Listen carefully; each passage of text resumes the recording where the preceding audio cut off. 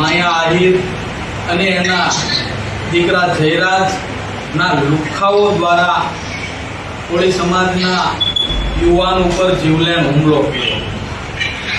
ખૂબ અમે વખોડી કાઢી છે સમગ્ર ગુજરાતના કોળી સમાજ. આજે અમારા કોળી સમાજના આગેવાનો પોલીસ પ્રશાસન ઉપર પૂરું પ્રેશર લાવી આરોપીઓની ધરપકડ કરાવી, પણ ક્યાંક નાની માછલીઓ આવી જાય, મગરમચ્છ રહી ન જાય. મુખ્ય આરોપી તો જયરાજ અને આ માયા આહિર છે. એના કહેવાથી આ નવનીતભાઈ ઉપર જીવલેણ હુમલો થયો છે. જેથી કરીને જ્યારે એને મારતા ત્યારે વિડીયોના માધ્યમથી પણ બતાવતા તો પોલીસ પૂરેપૂરી તપાસ કરે, કોને વિડીયો બતાવતા ક્યાંક એવું ન બને કે નાની માછલીઓ આવી જાય, મોટા મગરમચ્છ રહી જાય. તો એ 100% વિસ્તારની અંદર પણ આ જયરાજ અને એના લુખાઓનો આતંક છે. આ લોકોને કાયદા અને વ્યવસ્થાનું ભાન કરવામાં આવે અને આ બંનેને જાહેર રસ્તા ઉપર સરઘસ કાઢવામાં આવે એવી સમગ્ર ગુજરાતના કોળી સમાજની માંગ છે. અને જે જીવલેણ હુમલો કર્યો એનો વિડીયો પણ વાયરલ થયો.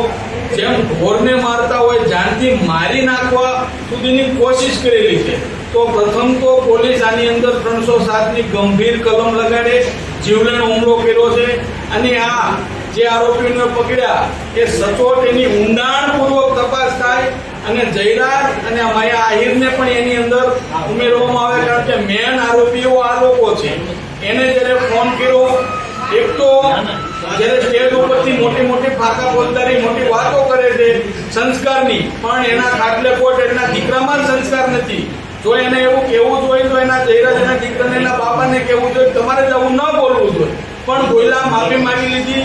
ત્યાર પછી એના લુખ્ખાઓને મોકલી અને ભાઈ ઉપર જીવલેણ હુમલો કર્યો. પોલીસ સમાજ ક્યારેય સાચી લેવાના નથી. નવનીતભાઈ સાથે અને એના પરિવાર સાથે સમગ્ર ગુજરાતના કોળી સમાજ છે, અમારા આગેવાનો છે, અમે બધા છીએ.